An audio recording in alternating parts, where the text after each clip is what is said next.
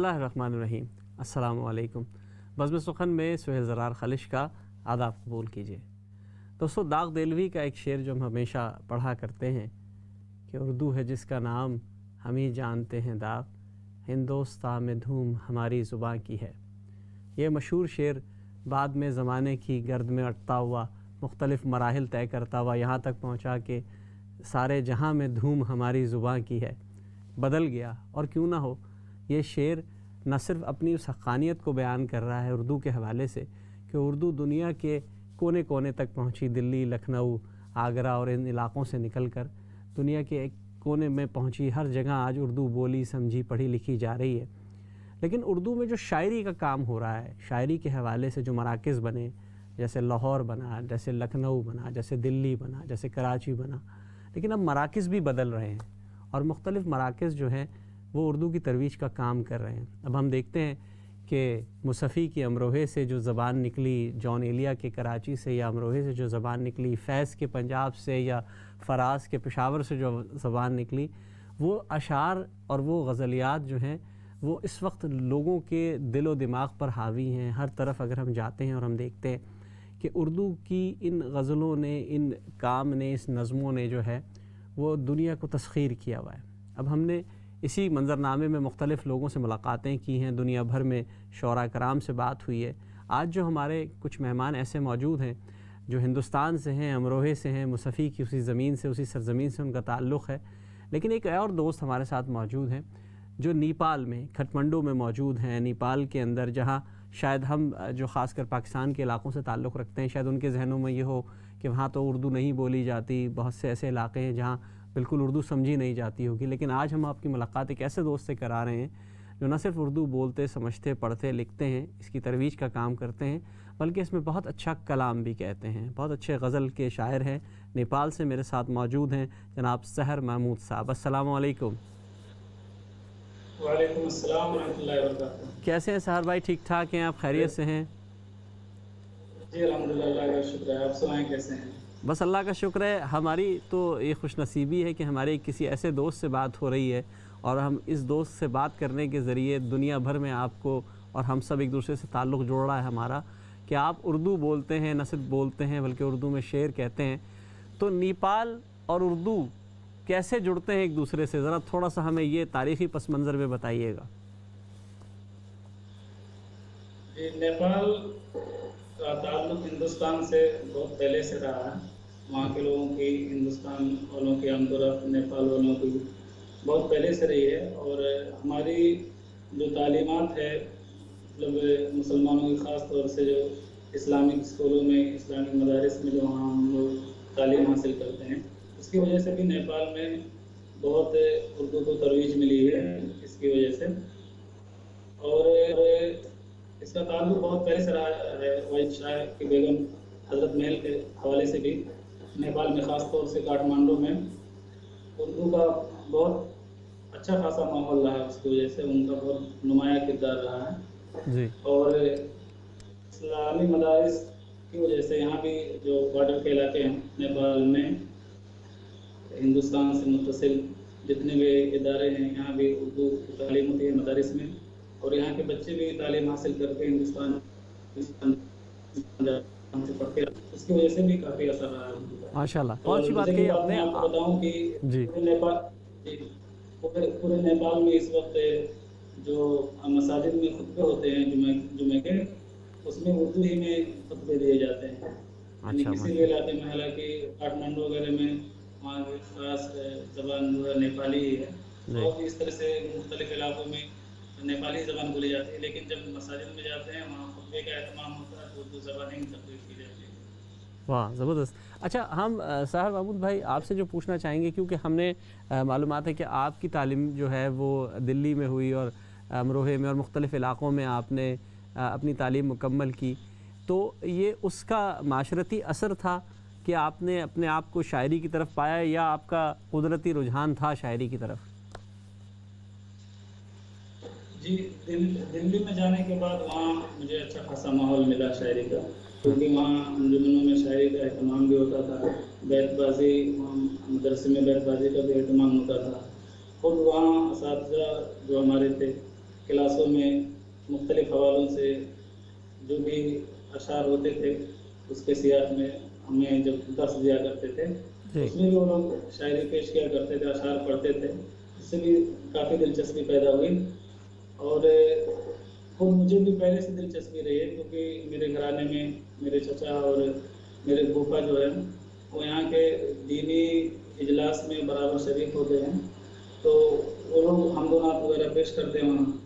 उसकी अच्छा वजह से भी बराबर मैं सुनते हुए आ रहा था, तो एक कह लीजिए पहले से लगन थी दिल में। और वहाँ जाने के बाद मुझे अच्छा खासा माहौल मिला और पढ़ने का और मुताला करने का जो मुझे वहाँ अच्छा मौका मिला असातिज़ा की सोहबत में, उसकी वजह से काफ़ी दिलचस्पी पैदा हुई। माशाल्लाह।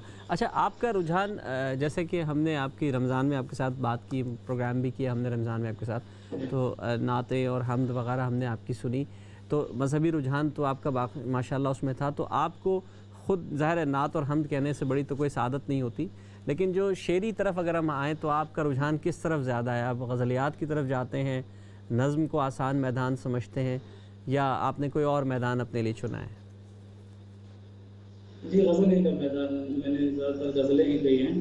हमदो-नात भी तबर्रुक के लिए कहता रहता हूँ, कोशिश करता हूँ कि हम्द वगैरह भी वो लोग फ़रमाइशें भी करते हैं कि आप हम्द वगैरह और नात वगैरह की तरफ भी रुझान करें क्योंकि आपका ताल्लुक़ मदारिस वगैरह से ज़्यादा है, तो वहाँ उससे आपको ज़िंदगी मिलेगी, लोग पढ़ेंगे, याद रखेंगे। कुछ भाई ऐसा मशवरा देते हैं, लेकिन मेरा ज़ाती तौर पर रुझान गज़ल की तरफ ज़्यादा है और हमदो-नात भी कहने की कोशिश करता हूँ और सोचता हूँ कोई मौका हो और कोई मौका महल हो, इसकी मुनासबत से मुझे भी कुछ सआदत हासिल हो जाए कि हमदो-नात भी करें। आपके जहाँ तक मेरी मालूमात है, असातिज़ा में एक बहुत बड़ा नाम डॉक्टर ताबिश मेहदी का भी है, तो उनके हवाले से क्या कहेंगे आप? जी, उनका तो मेरा शुरू ही से उन्हीं के साथ राब्ता रहा। मैं जब दिल्ली में था तालीम हासिल कर रहा था, उसी दौरान जब मुझे शेर व शायरी का शगफ़ हुआ और मैंने सोचा कि यूँ ही वक़्त ज़ाया करने से बेहतर है कि किसी बेहतरीन उस्ताद का मशवरा लिया जाए, उनके साथ जुड़ा जाए ताकि ये सिलसिला सही तौर से आगे जा सके। उस वक़्त मैं वहाँ नोएडा में एक साहब थे, मेरे साथी हैं, उन्होंने उनका नंबर दिया था, गुलज़ार देलवी साहब का, अभी जल्दी उनका इंतकाल भी हो गया। गुलज़ार देलवी साहब के पास मैं गया हुआ था, तो वहाँ उन्होंने मुझे, क्योंकि मैं इधर था शाहीन बाग दिल्ली में और नोएडा ये यूपी का इलाका पड़ता था, दूर पड़ता था, मैं तालिब इल्म भी था। उन्होंने मशवरा दिया कि आपके लिए वो करीब भी हैं और बेहतरीन उस्ताद भी हैं, आप उनसे आसानी से इस्लाह ले सकते हैं और अपना सफ़र जारी रख सकते हैं। इत्तेफ़ाक से जिस दिन मुलाकात हुई थी उसके कुछ ही दिन बाद उनसे मुलाकात हुई ताबिश मेहदी साहब से, और मैं इनसे पहले से वाक़िफ़ था, उनके अशार वगैरह और नज़्में वगैरह मैंने पहले भी सुनी थी और इनसे जब ताल्लुक़ जुड़ा उसके बाद से उनके अखलाक से इतना मुतासिर हुआ कि अभी तक ये सिलसिला अल्हम्दुलिल्लाह जारी है। और उनकी काबिलियत तो माशाअल्लाह आप लोग जानते हैं, बहुत अच्छे से जुड़े हुए हैं। उन पर मुख्तलिफ़ यूनिवर्सिटियों में रिसर्च भी हो रही है और लोग मक़ालात भी लिख रहे हैं उन पर। जी, डॉक्टर ताबिश मेहदी तो बहुत बड़ा नाम है। जी जी। तो मतलब कहने का मकसद ये था कि वो तो एक अपने हिसाब से उन पर रिसर्च हो रही है, खुद वो उन पर पीएचडी हो रही है, वो इतने बड़ा नाम है। जी, तो वो जुड़ा तो एकदम फैमिली जैसा रिलेशन हो गया, तब से ताल्लुक़ कायम अल्हम्दुलिल्लाह। माशाल्लाह। अच्छा सर भाई, क्योंकि ज़ाहिर है प्रोग्राम की नौयत ऐसी है कि हम गुफ्तगू भी करेंगे और कलाम का सिलसिला भी जारी रहेगा, तो मैंने एक गज़ल आपकी देखी थी फेसबुक पे।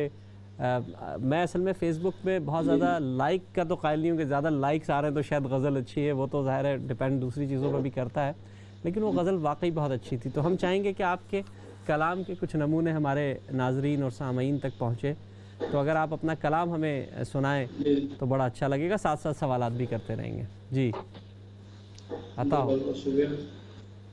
एक गज़ल पेश खिदमत है। इरशाद। बहके बहके कदम मजाल है गम हो कि इंबिसार। वाह।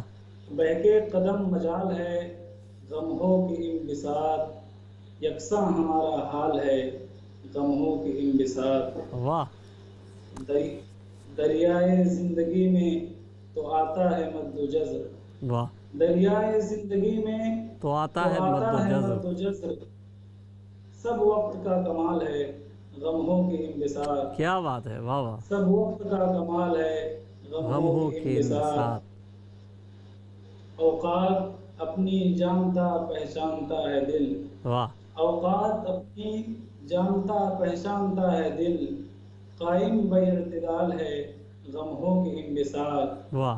कायम बइर्तिदाल है गमों की इंबिसार, अपनों की कद्र क्यों न करें जबकि दोस्तों, वाह अपनों की कद्र क्यों न करें जबकि दोस्तों हम पर ही देखभाल है गमों की इंबिसार, क्या कहने, वाह वाह।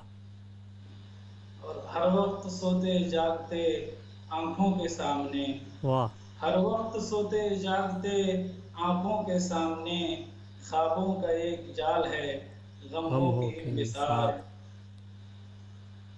उससे कभी न टूटे मेरा राबता सहर, वाह। उससे कभी न टूटे मेरा मेरा रास्ता राबता सहर, राब्ता सहर। हर आन ये ख्याल है गमों की इंबिसार, वाह हर वाह आन ये ख्याल है गमों की इंबिसार। वाह, क्या कहने, बहुत खूब बहुत खूब, ज़बरदस्त, बहुत माशाल्लाह शुक्रिया। माशाल्लाह माशाल्लाह। असल में गज़ल जब हम पेश करते हैं, शायर की ये कोशिश होती है और इब्तिदा में लोग गज़लियात की तरफ ही जाते हैं और गज़ल कहने से उनका एक फ़िक्र और नज़र वाज़े हो जाती है कि वो किस तरफ जाना चाहते हैं। इसमें भी आपने हरचंद के बहुत अच्छे इस्तिआरे और बहुत अच्छे मानी और मतालिब इस्तेमाल हुए हैं इसके अंदर, लेकिन दुख और दर्द का जो अंसर है वो वाज़े और नुमाया है और उसकी आपने जो तरदीद भी की है और कहीं कहीं उसकी तायीद भी की है। बहुत खूबसूरत। तो मैं चाहूँगा कलाम का सिलसिला इसी तरह आप जारी रखें और बातें भी हम करते रहेंगे साथ साथ। जी जी, और कुछ जी सुनाइए। एक गजल के चंद अशार और इरशाद मुलाज़िम इरशाद। कि चुभ रही है दिल में कीले जिंदगी, हाँ हाँ हाँ। चुभ रही है दिल में कीले जिंदगी, वाह गम हो जैसे संग मिले जिंदगी, वाह वाह वाह। गम हो जैसे संग संग मिले मीले जिंदगी, ज़िंदगी। बन गए हैं असल में जिंदगी कतीले जिंदगी, वाह। बन गए हैं वो वकीले जिंदगी, हम्म, असल में जो है कतीले जिंदगी, वाह बढ़ रहे हैं मौत की जानिब सभी, वाह। बढ़ रहे हैं मौत की जानिब सभी, थाम कर ए दिल नकीले जिंदगी, हाँ हाँ हाँ। बढ़ वाह। रहे हैं मौत की जानिब सभी, थाम थाम कर कर ए दिल नकीले वकील जिंदगी, ज़िंदगी। बातों से बदली है कब हालत मियाँ, वाह बातों से बदली है कब हालत मियाँ, कीजिए पैदा सबीले जिंदगी, वाह वाह वाह, क्या कहने। क्या भरोसा कब सहर दम टूट जाए, हाँ क्या भरोसा कब सहर दम टूट जाए, गिरने वाली है फसीले जिंदगी। हाँ हाँ हाँ हाँ, क्या कहने, वाह वाह, क्या बात है। सर भाई, मैं देख रहा हूँ मिजाज में जो आपकी एक अपील है लोगों की तरफ, दर्द की एक आवाज़ जो आपकी पुकार में है, उमूमन शायरों के यहाँ हमें उम्मीद का अंसर नज़र आता है और जो आपके हमें नज़र आ रहा है आपका तो तखल्लुसी सहर है।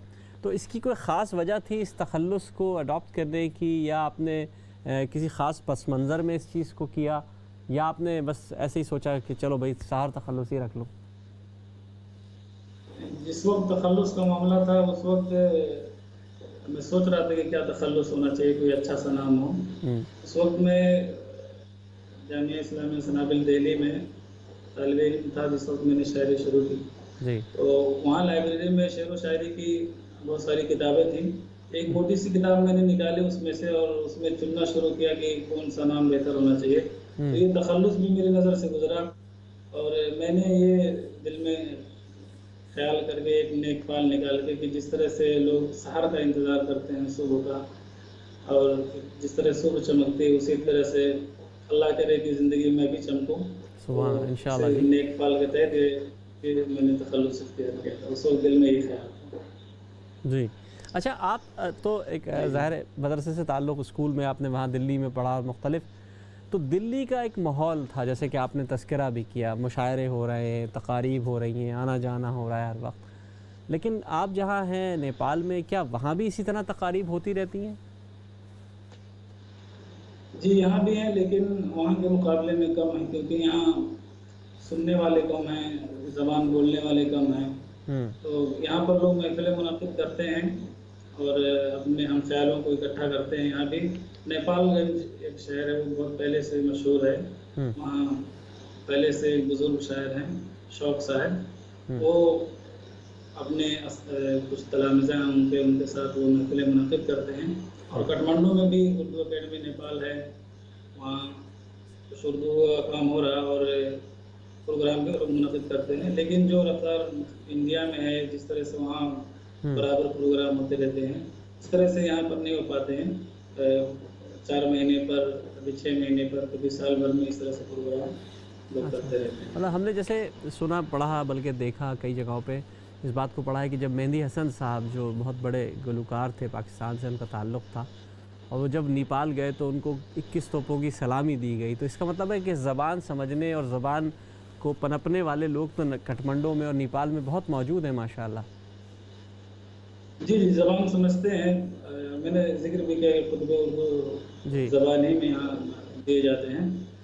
لیکن معاملہ یہ ہے کہ سب لوگ جس طرح سے وہاں دلچسپی لیتے ہیں، یہاں دلچسپی کا ماحول ہے، لیکن ان کو اس طرح مواقع فراہم نہیں ہوتے ہیں کہ لوگ اپنے اپنے کاموں میں مصروف ہیں، اور اس طرف بہت زیادہ توجہ نہیں ہو پاتی کہ ان کو اکٹھا کیا جائے۔ جو لوگ سنتے ہیں، یہاں کی ایک خاصیت ہے کہ یہاں کے نیپال والے جو لوگ اکثر ان کی تعلیم انڈیا میں ہوئی، اس وجہ سے بھی سمجھتے ہیں، اور کچھ فلموں کا بھی اثر ہے کہ ہندی فلمیں اکثر لوگ دیکھتے ہیں، اس وجہ سے بھی سمجھتے ہیں۔ اچھا، ویسے اوورآل کوئی، جیسے ہم مختلف ملکوں کی بات کریں کہ ظاہر ہے اس وقت تو ہندوستان میں بھی اردو کے حوالے سے بہت ضروری ہے مختلف کام ہونا۔ ہم برطانیہ میں بیٹھے ہیں، ہم یہاں اپنی سی کوشش کرتے ہیں بچوں میں زبان سکھانے کا عمل۔ آپ کے ہاں جو ہے یہ مدارس اور اسکولز جو ہیں یہ اردو کے حوالے سے بہت مستحکم کام کر رہے ہیں، تو آپ کو کیا لگتا ہے کہ کھٹمنڈو میں یا نیپال میں خاص کر کے اردو کا مستقبل تابناک ہے، اچھا ہے، روشن ہے؟ جی روشن ہے، کیونکہ کام کرنے کے اوپر ہے، کام جس طرح سے انسان کرے گا اسی حساب سے اس کو رزلٹ بھی ملے گا، اور اس میں کئی لوگوں کی سپورٹ کی بھی ضرورت ہے، اچھا کام ہو سکتا ہے۔ مدارس میں تو اردو پڑھائی جاتی ہے اور اردو بولتے سمجھتے ہیں، لیکن ادب کے حوالے سے، مطلب جس طرح سے ادب پہ کام ہونا چاہیے، مدارس میں اس حد تک کام نہیں ہو پاتا ہے، کیونکہ وہ اسلامیات سے جڑے رہتے ہیں اور ادب کے حوالے سے کام کم ہو پاتا ہے۔ ادب کے لیے اس میں لکھتے پڑھتے رہنا چاہیے، نثر وغیرہ، خاص کسی اردو ادیب سے جب تک تعلق نہیں جڑے گا تب تک وہ بات نہیں پیدا ہو پائے گی۔ مطلب سمجھنے بولنے کی حد تک تو ٹھیک ہے، لیکن وہ باریکیاں نہیں سمجھ پائیں گے جو ہونی چاہیے۔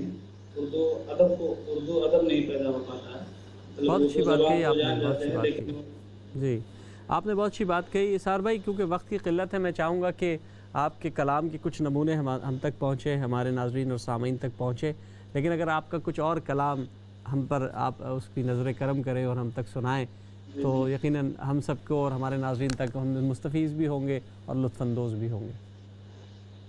جی میں نے اردو پر ایک غزل کہہ لیجیے جی، وہ آپ کے سامنے میں پیش کر رہا ہوں، اردو کے حوالے سے ہے جی، کہ کرو تو کرو یار اردو زبان میں، واہ، کرو تو کرو یار اردو زبان میں، محبت کا اظہار اردو زبان میں، واہ، نہیں بھول سکتا حلاوت کبھی ہو، واہ، نہیں بھول سکتا حلاوت کبھی ہو، ملا ہو جسے پیار اردو زبان میں، کیا کہنے، کیا کہنے، نہیں بھول سکتا حلاوت کبھی ہو، ملا ہو جسے پیار اردو زبان میں، واہ، نظر ڈالیے تو خزانے ملیں گے، واہ، نظر ڈالیے تو خزانے ملیں گے، کروڑوں ہیں شہکار اردو زبان میں، کیا بات ہے، واہ، کسی اور زبان میں میسر نہیں ہیں، کسی اور زبان میں میسر نہیں ہیں، ہے جس طرح اشعار اردو زبان میں، واہ،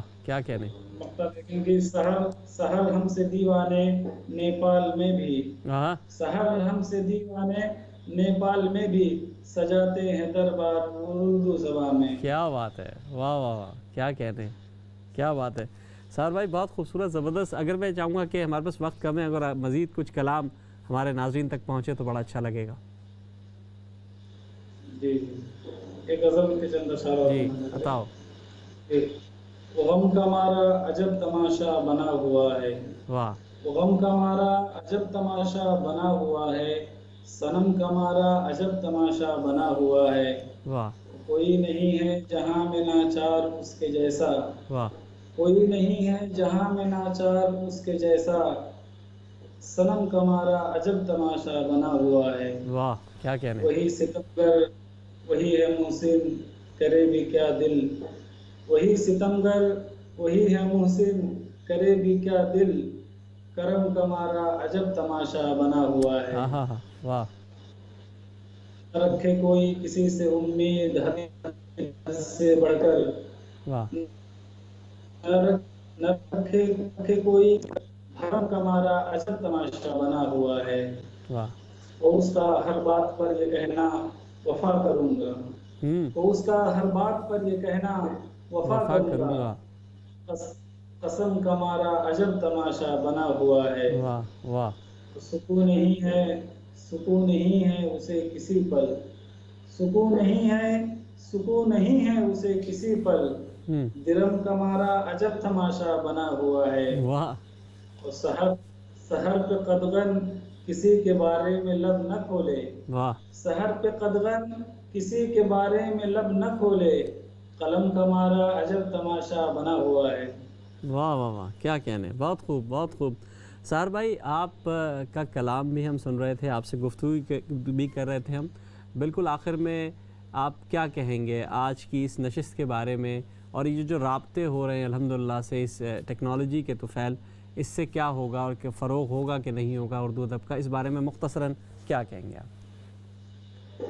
بہت خوشی کی بات ہے یہ جو آن لائن پروگرام ہو رہے ہیں یا یہ جو سوشل میڈیا ہے، نئے زمانے کی تکنیک ہے، اس سے ایک بہت بڑی بات پیدا ہو گئی کہ بہت آسانی سے ہم لوگ کسی بھی جگہ، کسی بھی ملک میں، کسی بھی شخص سے، کسی بھی شخصیت سے ملاقات کر سکتے ہیں، اور ان سے بہت کچھ سیکھا جا سکتا ہے. بہت فائدہ ہوگا اس سے اگر اس کو ہم اس طرح صحیح استعمال کریں اور اچھے اچھے لوگوں سے جڑیں تو یہ بہت بڑے بہت بہت کی بات شکریہ ہے. سحر بہت اچھا محمود بھائی، آپ کیا، کی بہت خوشی ہوئی.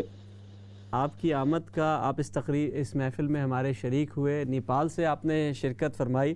دوستو اصل میں ہوتا یہ ہے کہ جب میں جس وقت میں نے شعر پڑھا کہ سارے جہاں میں یا ہندوستان میں دھوم ہماری زباں کی ہے، داغ دہلوی صاحب کا یہ شعر میں نے جب پڑھا تو میرے ذہن میں بھی وہی پس منظر اور وہی خاکہ تھا جو شاید بہت پہلے، 100-200 سال پہلے، 150 سال پہلے داغ دہلوی کے ذہن میں ہو، لیکن اس کا جو کینوس تھا وہ بہت وسیع ہو گیا ہے. آج اردو زبان، جس کو ہم اردو زبان کہتے ہیں، بعض لوگ اس کو ہندی زبان کہتے ہیں، ظاہر رسم الخط کا فرق ہے، لیکن وہ دنیا کے ہر خطے میں کم سے کم سمجھی ضرور جا رہی ہے، اور سمجھی جا رہی ہے تو بولی بھی جا رہی ہے. میں خود کئی دفعہ یہ مثال کوٹ کر چکا ہوں کہ مختلف الاقوام کے لوگ بیٹھ کر ایک زبان میں بات کرتے ہیں یہاں لندن میں، تو وہ اردو میں بات کرتے ہیں. تو ہماری زبان الحمدللہ بہت تیزی سے فروغ تو پا رہی ہے. اب ہم نے آج دیکھا کہ نیپال میں ہمارے ساتھ ایک ساتھی موجود تھے، سحر محمود صاحب، جو وہاں بہت اچھا شعر بھی کہہ رہے ہیں، اردو پہ کام بھی کر رہے ہیں، اردو کے حوالے سے بہت پر امید بھی ہیں. تو ہمیں پر امید رہنا چاہیے. پر امید رہنا جو ہے وہ اصل میں قوموں کی شان یہی ہوتی ہے. زبانوں کے حوالے سے ظاہر ہے اردو کے ساتھ تعصب کا معاملہ دنیا بھر میں ہمیں پیش آتا ہے، لیکن الحمدللہ یہ زبان ضرور چمکتی دمکتی رہے گی. ہم ایک چھوٹے سے بریک پہ جا رہے ہیں، بریک کے بعد پھر آپ سے ملاقات ہوگی. السلام علیکم ورحمۃ اللہ وبرکاتہ.